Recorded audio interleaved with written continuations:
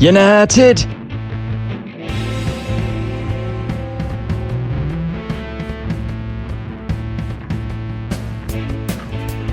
Hello everybody and welcome back to Very Biased Opinions for another round of Premier League predictions. We are up to match day 8 and for once we are actually up to date with all the scores and all the fixtures. There are timestamps down below in the description. As always, never use them.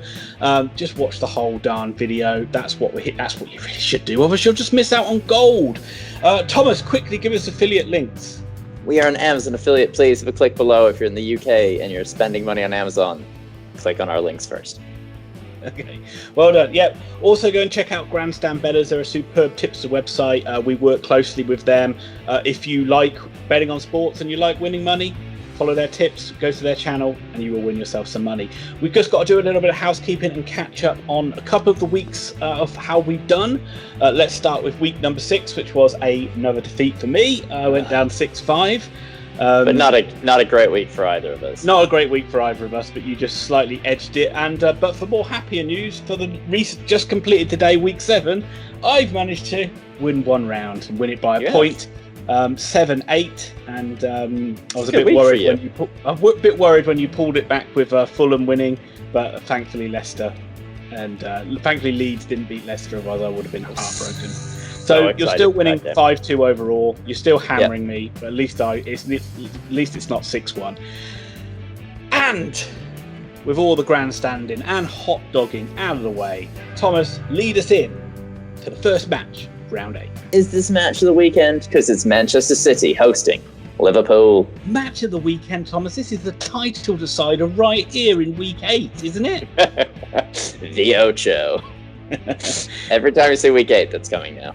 Obviously, this is the two sides that most people would say are going to be finishing first or second in the Premier League, as they have done over the last few years. It's a huge game. City haven't been that great this season, but they did have come off a couple of they have won the last couple of games. They beat Sheffield United 1-0 thanks to a Kyle Walker grass cutter. But as what we've seen in most games, they've dominated it, but they haven't got the goals to back that up. Why is Phil Foden not playing, Thomas? Well, because he's English, and English players are not allowed to play football. That's why we were promised that he would start every game, and then they signed Torres. Good stuff. And also, as well, what they're really lacking is a striker, and they haven't got Jesus and they haven't got Aguero, and that's probably why they've only scored 9 goals this season, which is really surprising. It's terrifying. Like, this side has been one of the top scorers in Europe, it feels like, year in, year out for the last 5-10 years now. Yeah. They just can't get the ball in the back of the net. Thank you. Yeah, they usually have those games where they score 5 or 6, and they haven't had any of those. So maybe they'll get it in this one. Because this Liverpool side, they've also not been in great form, but they've probably been the best side over the last couple of years of playing badly and winning, and that's what they did against West Ham. They weren't great, but they found a way to win. 2-1 victory. Obviously, they've got their bad injuries as well with Van Dijk and Fabinho and Thiago, but they still have Salah, they still have Mane, and you've got to say Diego Jota's made a big impact. He's looking like an inspired signing all of a sudden. It's not even in matches he has this huge impact, but he just scores goals. He's just scoring goals when they need him to score goals, which is important goals as well, aren't they? Yeah, it's what £45 million apparently buys you is the one football games. Who knew? It's insanity. Well, where's your money lying on this one? This is a really tough one. Genuinely, it's really hard to see what's going to happen. City's just complete refusal to put the ball in the back of the net just constantly leads you to be oh, can I really back them? But Liverpool have nobody to defend anymore. They're drafting in whoever the hell is left on the team. I think I'll just, continue that recency bias I have and bet on City. City are going to win this. City are going to win this 3-1. Wow, there we go. So I'm actually going to be backing Liverpool in this one. I think they're going to win it. I just think it's something about it. I think a lot of people will be expecting City to win this. And if City don't win this, they could fall 8 points behind, which is already big gap, isn't it, to walk behind? I know they've got a game in hand. Huge. I know they'll still have a game in hand, but 8 points is still big at this stage. I think Liverpool will win 2-1. They just got this knack of just edging it. And I still think that Salah and Mane are going to cause City's defence a lot of problems. Yeah, no, I think no matter what, You feel like there's at least 3 or 4 goals in this game, though, don't you? No matter what. Southampton versus Newcastle United. Ian, did you know that Southampton are the best team in the Premier League? I didn't know they were the best team, but I knew they were darn good. They beat Villa 4-3 in a really exciting game. They've now got 4 wins and a draw in their last 5 games. I think James Ward-Prowse is the most free kick goals ever in the Premier League now, or something like that. His 2 free kicks were brilliant. They were so good. I mean, they're beautiful. Yeah. I like the pace on him as well. Like, he's just like, goalie's got no chance. He's like thrashed them into the top corner. He hits him a bit like Bex, doesn't he? Where he's got whip on him, but he just pings him. Ings might be out for a while, though. Is that what I'm saying? Yeah, they haven't diagnosed it to say how long it is going to be, but he came off injured. They don't think it's going to be too bad, but hopefully not, because he's had too many injury problems and his form's immense. And he is like, you feel this Southampton side will really miss him more than any other player. He's a little bit like Jamie Vardy for Leicester, and that just every year, like, how is this guy still? I know it's only 2 years for him to be. How is he still doing this? You keep expecting him like to have a drop off in form, but he just doesn't. Just keep scoring. And Newcastle coming off probably result of the season for them. They beat Everton 2-0, kept it tight. Obviously, they never play open, expensive football, but Callum Wilson got a couple goals. St. Maximin, Almiron, Hendrick, and Fraser, they set up pretty negatively, truthfully. But that's the one thing. I mean, they got the results that justifies it. I just hate the way you look at that. We'll get to it when we talk about Everton, but that Everton side, with all their injuries and suspensions, had hardly anything that was going to worry Newcastle. So they could have been more adventurous. And because when they played their football, they played some lovely football. But it feels like Newcastle are this really odd team in that their forward 3 almost always, you feel like you could just let that forward 3 go. Like, just be like, yeah, you guys do what you want. Like, you're really quick. You all work really hard. You'll try. And it feels like everyone is like, no, we're gonna sit back. We give them the halfway. That's when we press, and they wait till it's like in the smallest confined area of the pitch to do anything. It's like they're just desperate not to concede within the first half of the game, and then they'll gradually move up the pitch as the game goes on. But you know, they'll say it's justified. I'm sure Newcastle fans would rather see them play a bit more adventurously. But Callum Wilson, 6 goals, justifying his signing, isn't he, really? I mean, he was a solid Premier League striker until last year, and it felt like everyone at Bournemouth hit poor form at the exact same moment. So yeah, he's justified his signing, but he was a good player when he was in the Premier League until his final year. Anyway, Ian, it's prediction time. I refuse to back Newcastle. Refuse. It's against everything in my blood. So I'm going to go for a Southampton 3-1 win. I think Southampton will win 2-0. I think that they will have too much.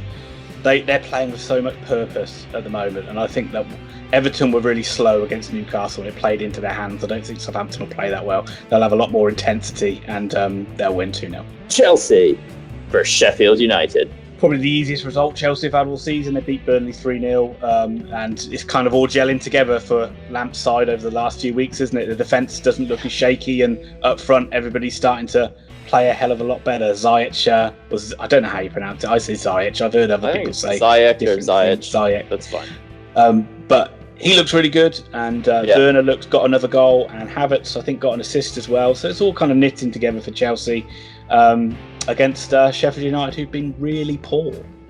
Sheffield United could not win a game if they tried at this point. For all the jokes I've made about Aaron Ramsdale, he is playing as well as he physically could, and Sheffield United just lose every game by a goal somewhere. Be it 2-1 or 1-0. They can't win. When they're in possession, it's like they can't be bothered to play the ball forward. Like you put in the notes, they miss Fleck, they miss Muset. This is what we expected from them last year, for being totally honest. Like, it's a side that's well drilled, that hardworking, but at the end of the day, like, has nothing going on up front.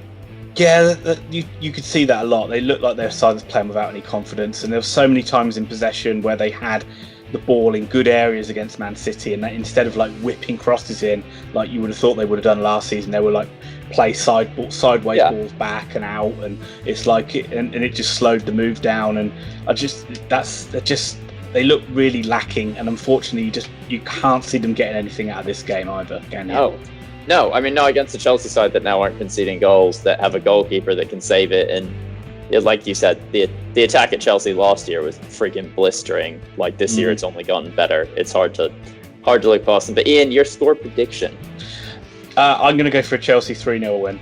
Yeah, I don't want to have the same score as you for anything, so I will go 4-0 to the Chelsea Football Club. Last time we split I went 2, you went 4, and they got 3. So I know. It's going to be 5 this time. There. It'll be 5. It'll be 5. Brighton, Hove and Albion versus Burnley. So I'm going to make the same joke you make week in, week out. Tell me if you've heard this story before. Brighton played well and lost. Well, from Oxford United fan here, Thomas, I can tell you that story gets more boring every time you hear it. Brighton are sick to death of it. Brighton lost 2-1. It was 1-1. Everyone was really happy at Brighton, and then Gareth Bale hit a header. They're going to miss Dunk, March, and Lamptey in this game.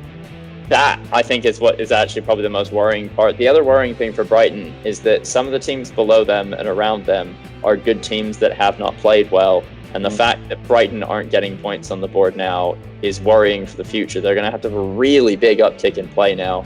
And we are getting to the point now, after 8 games, where you're starting to go, you kind of need to get a couple wins on the board here. Like, with the style of play you've had, we've seen you play some good football, but you're not scoring any goals right now. And when you are scoring goals, you're conceding even more. Well, I mean, we didn't comment on it on the channel, but they drew to West Brom, didn't they, last time out, and that was a bad one. That was a winning position they threw away. A lot of points they've thrown away from winning or drawing positions as well. Yeah, it's not good. I know last season they had a terrible tendency of conceding second half goals, and I mean, like, they could be 3-0 up and they'd have conceded a second half goal no matter what. They always seem to concede at least one goal in the second half. I don't know what's going on. But they are probably, this is their free game, right? This is the game they want. They're playing Burnley. Burnley on such a low. They've only scored 3 goals this season. Corkme and Bardsley could be back by the end of the month, but probably not. And you've actually made a note that you hate me saying out loud, but is this must win or must not lose?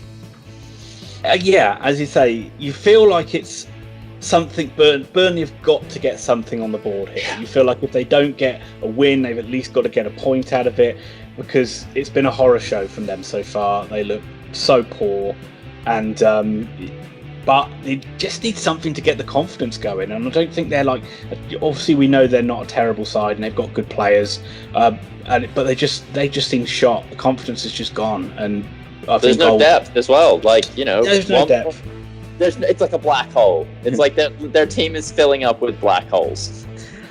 But in terms of the score, I've backed Brighton to win far too many games this season and had egg on my face. So I am going to be going for a draw in this one. I do think it will be 1-1. Ian, why? Well, you can pick the same score as me, Tom. It's fine. I can't back Burnley for a win until they get a win, and then I might start backing them. Also, this has a 1-1 draw written all over it. Like, it's the worst possible result for both sides. Both sides score a goal and both sides fail to win. Oh my God, Ian, take cover! The Eagles are coming! Because it's Crystal Palace versus Leeds United. That felt good and fresh, Ian. That felt really fresh for me to be the one afraid of the Eagles. It's unusual that you spot them before me. It is. Key and I have been working on it. For the straight guy. Crystal Palace were pretty garbage against Wolves, I'm going to be totally honest. I don't think they offered anything. And yet again, we're technically 7 games in. I feel like we've already gone through 2 poor Palace streaks and 1 good Palace streak. Like, it must be exhausting for Roy Hodgson. He just doesn't know what team's going to come out in these games. Yeah. Well, look, again, a lot of it, what you always say, or we always say, is Zaha carries them. And if he doesn't, that generally they end up losing. And this is what happened against this very well-organised Wolves side. It is only 1 win in the last 5 games. They have got a lot of injuries and suspensions mounting, which isn't helping them. And they are coming up against one of the most exciting sides in the league, in Leeds. Yeah. I didn't get to watch this game, so I'm going to let Ian cover how Leeds did against Leicester. Okay, it's not going to sound great because they lost 4-1, and that sounds like they got an absolute pasting, but the game was a lot closer than that. First half, there's no doubt they were overawed by Leicester City. Robin Koch looked like he was like a rabbit in the headlights against this Leicester side, just running at him all day long. And they grew into the game and they got a hell of a lot better. And in that second half, they threw everything at Leicester City to get that equalising goal. They laid siege to them for long periods of the game. People like Patrick Bamford had a rare off day, missed some really good chances, but Ayling, Costa, Hernandez played so well, and all the kind of like the tactics that Bielsa has and the way they try to play football is so evident. They're such a joy to watch. It really is. Like when you saw this game, it really was like the epitome of what you expect from a Premier League game. Fast paced, two sides that are almost like countering each other all the time, and it really was exciting to watch. Dare I say, it was like a netball match. Ian, would you say that this is an advertisement for why the European Super League must happen? Absolutely. What with Palace in it. Palace and Leeds United and Leicester obviously leading the charge. Score predictions, please, sir. I'm going to back Leeds in this. I think I think that it will be a 3-1 win for Leeds. I'm going to predict a rare clean sheet for Leeds, something they are morally opposed to, apparently. They're going to win 2-0. Oh, Christ. Get ready, Ian, because it's Arsenal versus Aston Villa. I don't know why you're saying all Christ, Tom. There's absolutely no shame in Manchester United losing to this side that really should be unbeaten this season. It's only the fact of refs and the VAR and just having a conspiracy against Arsenal is the reason that they've dropped any points whatsoever. For sure. No doubt. Jokes aside, they were better than Man United in this game. Yeah. They outplayed them. They should have maybe won by more. I thought defensively they played really well. I thought Partey was really good. I thought Gabriel was really good. Partey. You like calling him Partey, do you? No, his name is just Partey, isn't it? I've heard Partey. I've heard Pratley. I've heard all sorts of things. Dennis Pratt. El Neni had a rare good game for them as well. I've put how are they not top, but I'm really joking. But I mean that's like Thank God. I'm sure Arsenal fans are really happy to see games like this when their side shows the fight and backbone that they haven't shown for years, and they're coming up against a floundering Villa side, Tom. Yeah, I mean, really quickly, good for Aubameyang to finally get a goal as well. I think he hasn't scored since the first week of the season. Absolute bollocks. People, as soon as he goes a couple of games, people are like, "Well, now he's signed his contract. He doesn't care anymore." Yes, he's at Arsenal. You were saying that, weren't you? He's at Arsenal. He's not a mercenary. This is Mesut Ozil 2.0. All right. Mesut Ozil is a king amongst men. Villa played an absolute thriller. They lost 4-3 to Southampton. I'm not even mad they lost after thinking they'd win, because any time you can be part of a 7-goal thriller for a second time this season. They were 4-0 down. Hey, they came back. They believed. Late rally, it made it a lot more respectable. Grealish got an assist. He won a penalty and he scored. Grealish has just gone straight back to doing what he does post-international break, which is trying to show Gareth Southgate he's actually really bloody good at football. Just imagine him and Phil Foden for England. Like, honestly, just the two of them picking defense. I could only imagine them on the bench. I can see it now, in fact. While we play Henderson and Rice. Henderson and Rice, and I don't know. We'll bring Jack Wilshere on at centre mid as well as a substitute later in the game. Enough of this absolute madness. I'm going to make a prediction. I'm going to predict a 2-2 draw between these sides. I think Arsenal will win 2-1. One of their typical, not convincing but do enough wins at the Emirates. Yeah, that's just foul to even think they can win. But we'll probably get 10 down votes for us, even though none of us have backed Arsenal to lose. And we thank you, Arsenal supporters, from the bottom of our hearts. Leicester City versus Wolverhampton Wanderers. I mean, I'm really torn in this game because I think I want both of these teams to win. Leicester had a great result. They beat Leeds 4-1. We talked about that. A bit of a flattering result because Leeds actually came for it in the second half. But is Jamie Vardy still 18? I know. I can't believe this. It's amazing that they're second. It's like a couple of games ago, I'm sure we were talking about how they're like struggling. Yeah. The Premier League this year, like, honestly, I know that like grandstand bettors and Matt Urenka love this stuff and they're professional gamblers, but I would not. Honestly, I find it so hard to bet in the Premier League right now. I don't know what's going to happen. Like, the weirdest teams are winning, the weirdest teams are losing. You just don't know what's going to happen, like, ever. And they're coming up against a Wolves side that I feel like I spent all season saying look poor and tired, and they're in 7th now. They're literally exactly where they belong. Yeah, and it's, I think like you sometimes forget when you don't watch them that the way like the spirit. He just has them like a Portuguese side. Very patient, very technically excellent. Not bothered if the score's 0-0 going into like 75th minute. Just confident that they'll get a chance and they'll take it. Scored 8, conceded 8. How high can they realistically do you think they can finish? This 7th? Do you think that's about? Yeah, I don't think they're quite Europa League side this year, especially with teams like Leicester, Leeds, and stuff flying, Spurs flying, and the fact that Man United haven't even, caught fire yet for their title-winning run that they're going to go on. I mean, Arsenal are below them right now as well, and man for man, you would think Arsenal should win this. The difference between these two sides is obviously Leicester just look like they've got that little bit of the play with like that little bit more speed, and they got that intensity, and they're like yesterday, the game against Leeds, when they were going forward and they were looking brilliant, they looked amazing. Yeah. But they also showed that they can battle and they can fight, and they dug in, and they were really resilient in their second half. I worry for Vardy's ability to score against a side like Wolves, because Wolves really will, and it's not negative football, but they are so hard to break down. They are. All their players know their jobs. Everyone tracks back. Everyone kind of. Literally, if they wouldn't have conceded that dodgy goal against Newcastle, I think it would have been like 4 clean sheets in a row. Exactly, and they would be up in about 4th right now. So I think I'm going to do the opposite of what my brain is telling me to do, and I'm going to go for a Wolves victory in this, Ian. I'm going to go for a 2-1 Wolves win. What did you say? Sorry, I just sort of talked over 2-1 Wolves. I can't pick either side confidently, so I'm going to have to go over draw, and I'm going to have to go 1-1 again because I don't see Wolves scoring that much. No, you don't see Wolves scoring that much, and you don't see Wolves conceding that much, and that's what I'm really looking at here. I can't see Wolves winning this. I can only see Leicester winning it. But whenever Leicester have a run of not winning games, it's because teams basically just go, right, we're really sick of letting Jamie Vardy just run in behind us, and Wolves never seem to play a high line, and they don't seem to push teams. So I feel like they'll set up further back, and then you've got to rely on like Iheanacho or someone, at which point the game becomes a lot harder.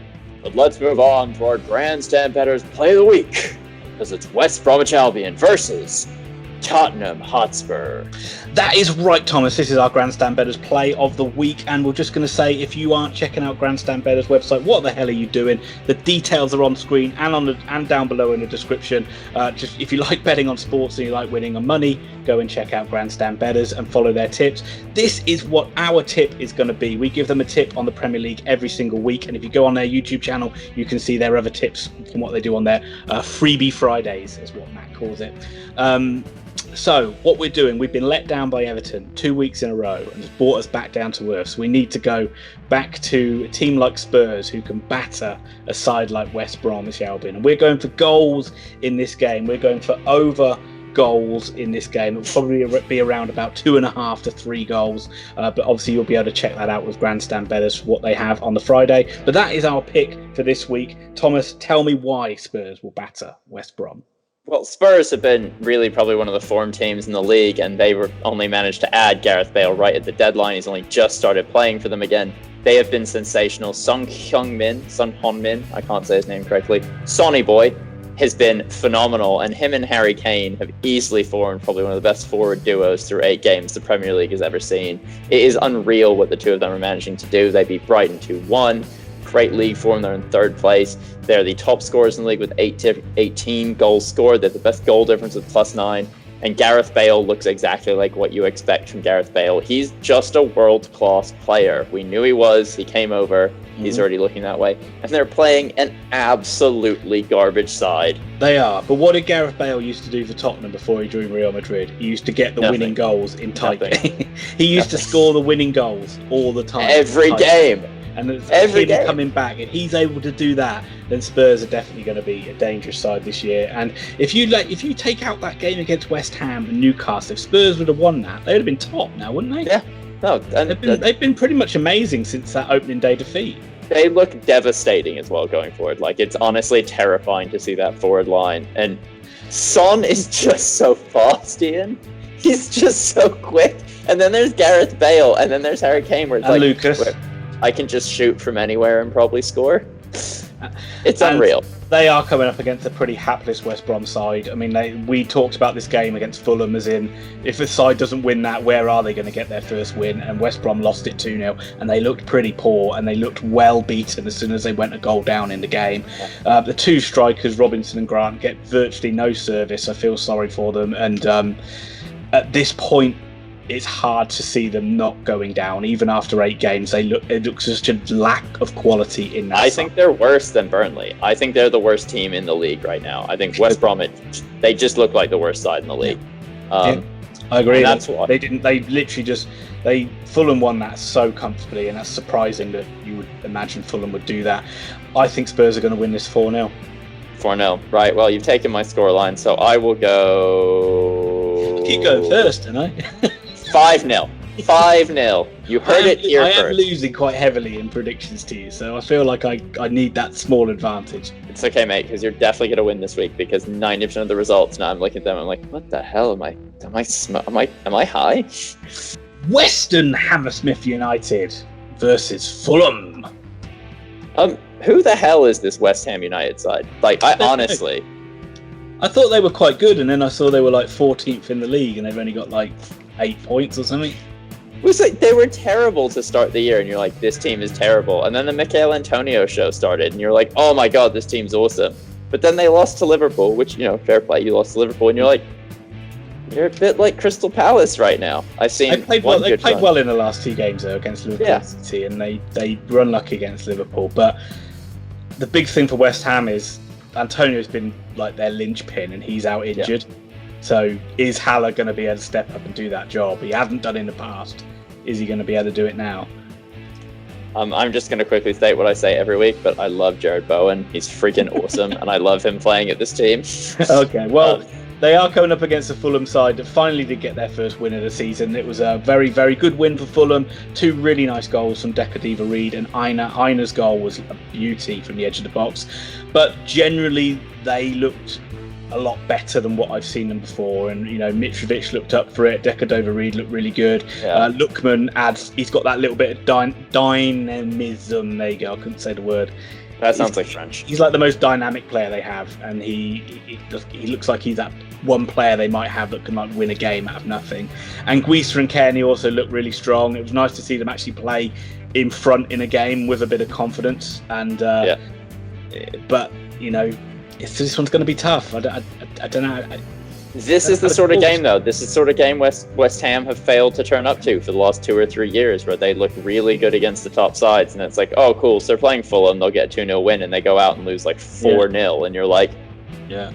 But are you brave enough to back Fulham in this one? Absolutely not. It's a 2-0 West Ham win. Yeah, I'm going to be boring and copy your score. I think West Ham will win 2-0. Actually, I won't. I'll say West Ham 2, Fulham 1. Yeah. I mean, you could see. I can see Fulham scoring. No, you can't. You said 2-0. Okay, ladies and gentlemen, it's time to slow it down and take it to a bit of ASMR levels of relaxation as we've reached the final match, and it is, of course, the main event. Everton hosting Manchester United. Oh, ladies. What a treat we've given you for the intro. Shall I go? Right, let's break this down. 2 sides had poor results at the weekend. Yeah, I am flabbergasted by Manchester United, Thomas, how they can play so well against Leipzig and then turn up that performance against Arsenal. I don't get it. All the quietness that we've built, all the quietness that we've tried to have around this fixture, I think it's going to go away, because it is time for our resident expert Manchester United fan, Thomas Pickering, to tell us what happened.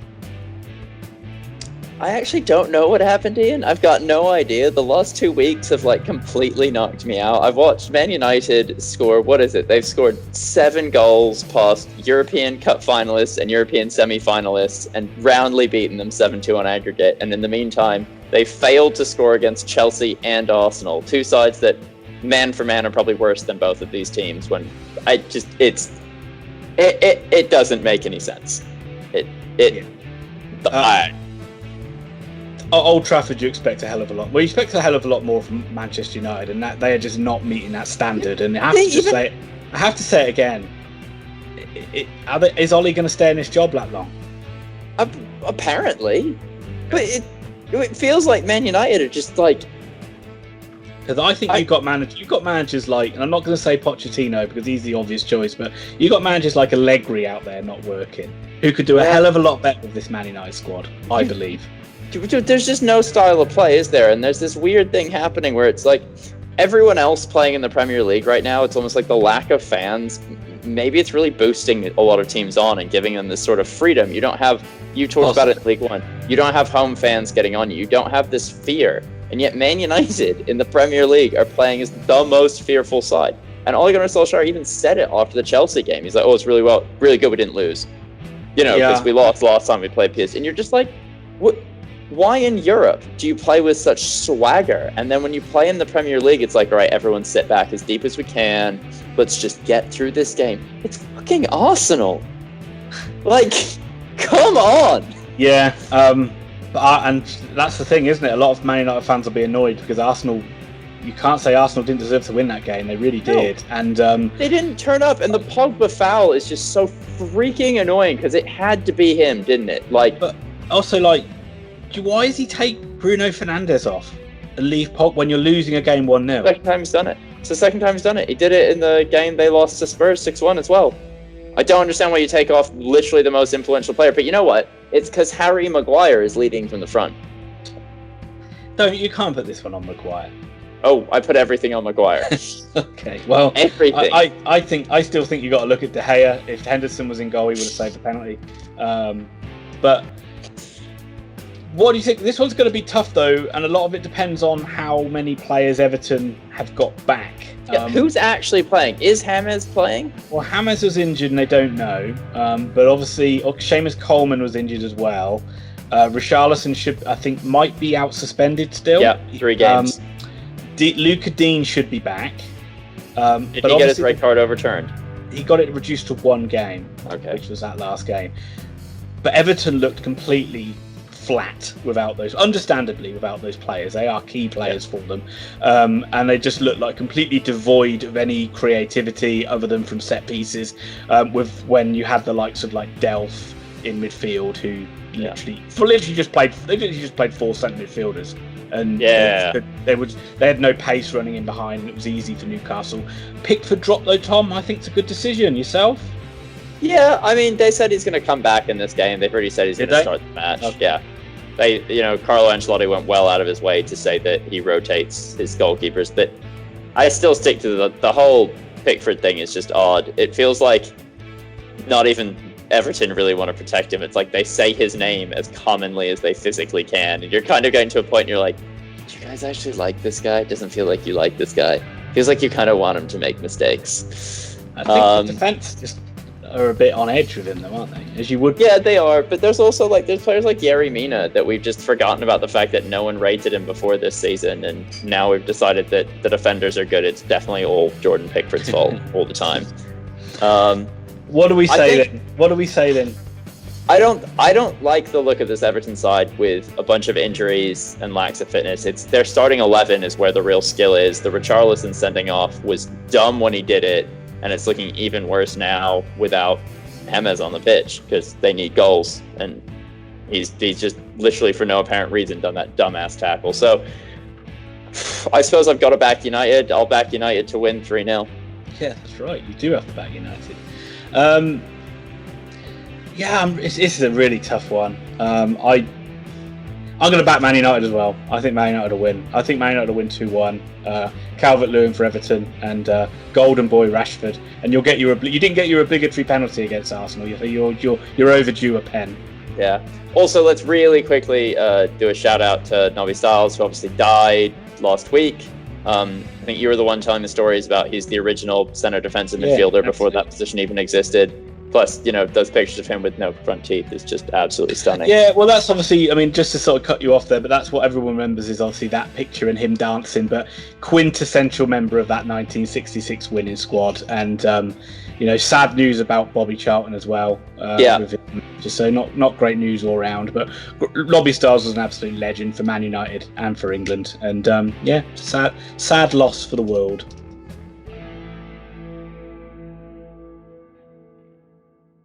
On that note, not really a huge amount to say. Thank you guys for liking, commenting, subscribing.